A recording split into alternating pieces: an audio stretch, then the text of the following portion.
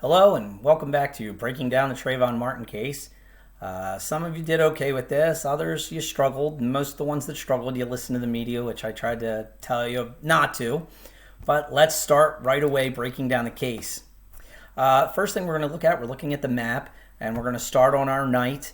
Now, it says that George's car is parked here. That's probably not true. It's probably more at number 2 because he does get at least a decent look at Trayvon Martin when he does call the police.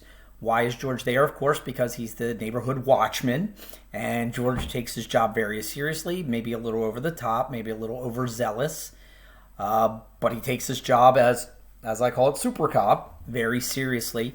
And so his job is to notice anybody that he doesn't know or anything suspicious, and he reports it to the police, and he does report frequently, so we know George takes his job a little too serious, and a lot of times police officers don't respond as quickly as they should because of people like George, and we'll talk about that during class.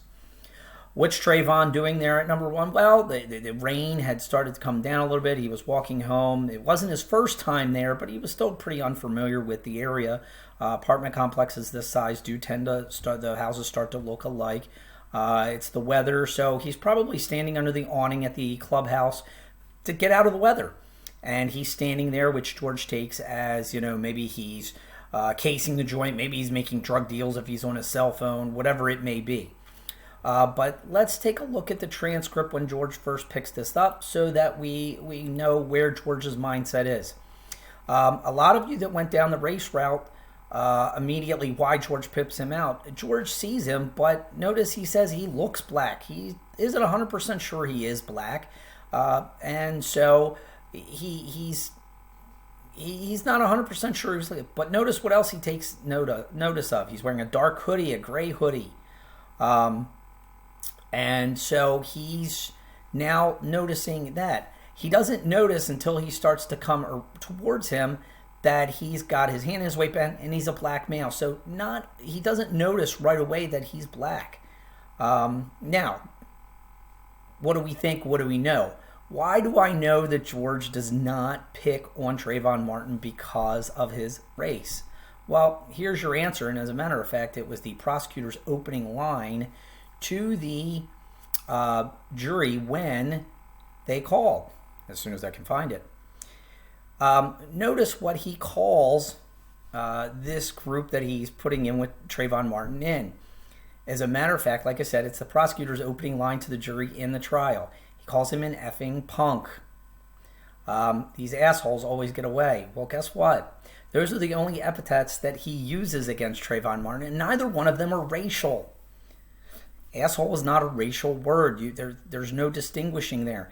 And a punk is definitely a target for something, but it's not Trayvon's race. Who do you call a punk? It's Trayvon's age. So once again, Trayvon Martin is noticed by George Zimmerman not because of his race, but because he's a teenager. And because he's a teenager hanging out at that clubhouse, that's what catches George Zimmerman's attention. So all of you that want to make this racial, it's simply not. Nobody calls somebody that they believe is of race a punk. He's a kid. And like I've told you in class before, kids get noticed all the time, whether it be by the police or someone else. So keep that in mind as we go forward. This is not a racial issue. It is an age issue, and George has noticed Trayvon because of his age. So now Trayvon will start down the road, Twin Trees Road. Let's look at George's perspective. He's noticing him. He's on the phone. He's probably staring at Trayvon. Now, we know that Trayvon starts to walk past the car. Now, think about this from Trayvon's perspective. This guy keeps watching him, and he's staring at him as he's walking by. What is Trayvon thinking? Trayvon's probably a little weirded out. Who are these people, and why is this guy staring at me? But I'm going to continue to walk away. Now, George's car is parked, that he's going to leave the exit So what does George have to do? Remember, George doesn't get out of the car, and he's on the phone to the police right now, letting them know what's going on. He says in the transcript he's walking towards me, so we know he's still on the phone. And it could be an innocent enough. But what does George do? George, again, super cop, doesn't want to lose him. So what is he going to have to do? He's going to have to turn his car around. And he's going to have to follow Trayvon. Trayvon's walking, so he is going to be following behind him closely and slowly. Little creepy if I'm Trayvon Martin. This guy is weirding me out. Now he's starting to follow me and walk and driving along slowly. So what is Trayvon's natural reaction? Probably like most people. Now, Dr. Sorgini has taught us in case of terrorist attack in school, remember, what are your 3 things you can do? You can hide, run, fight. Well, in this case, there's nowhere for Trayvon to hide. And you can't fight somebody in a car. So what does he do? Well, he's going to run. And smartly enough, Trayvon is going to run toward area number 4.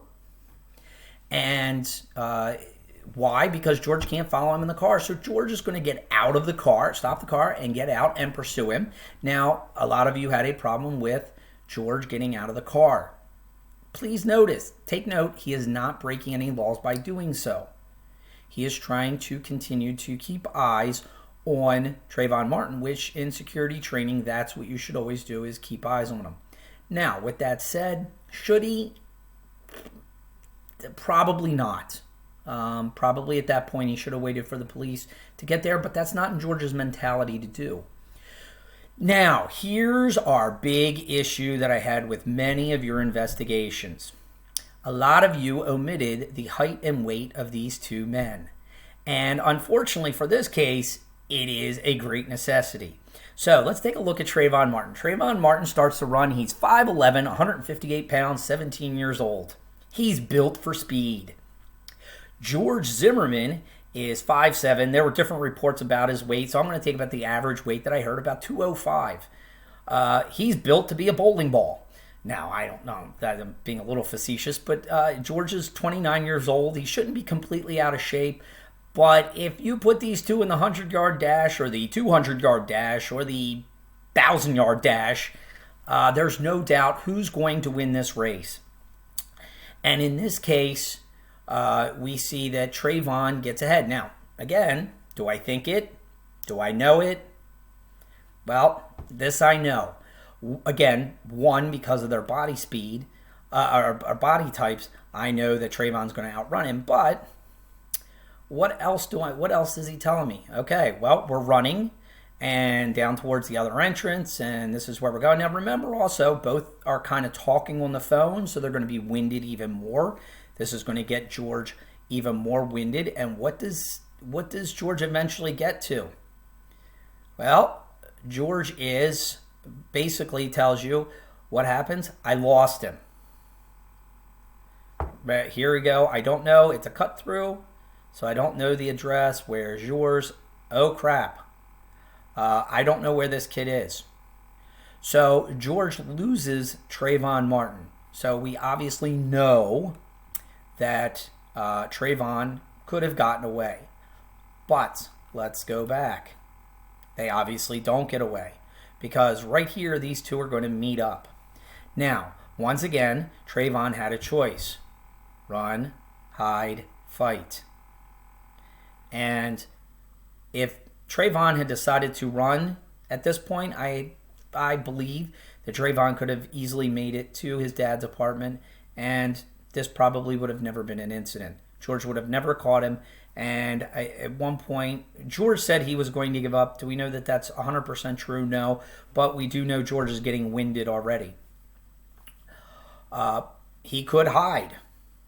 Hope George passes him, and then, walk away. Or hope George gives up. Or he could fight. Well, Trayvon doesn't know exactly what kind of opponent he's up against. Is this somebody who's after him? Is it a security guard? Is it somebody he can't handle? I mean, Trayvon's pretty muscular, but, if he's up against a superior opponent. Now, one thing you'll learn when you're going up against a superior opponent is you don't want to go in there guns blazing. So one tactic that you can use, much like guerrilla warfare going against a superior opponent, is called surprise. So what do? Well, let's find out again. Versus what I think versus what I know. Let's go to Trayvon's girlfriend, Dee Dee, I believe is what he nicknamed her. As they're on the phone, what are they talking about? And they had been talking, and he's talking about the fact that she tells him to run. He says no. So that means that then I heard a hard-breathing man. So you know that George has finally found him. He has confronted him. And the best way, again, to meet a superior opponent is maybe catch him by surprise. And in this case, I know that he caught George by surprise. George is out of breath. And does that mean Trayvon's going to be the aggressor? No. From what it says here, what are you doing around here? What's going on? And obviously, this has now gone to a full-fledged fight. What do we know about this? Not a lot. What we know is that punches were thrown. Now, we can take a look at the medical examiner's report, and the medical examiner's report tells us that Trayvon Martin had no bruising injuries other than on his left hand. They can't prove that it was from the punch, but pretty surely it was. And we have injuries to George's nose and the back of his head and his scalp. What we know is that Trayvon Martin broke his nose. At some point, these two are scuffling. He hits him in the nose. If you've never been hit in the nose, it hurts a lot. And you can get dizzy, and you're very easily to go down. And when he goes down, Trayvon jumps on top of him. Again, how do we know that? Because of the injuries to the back of his head.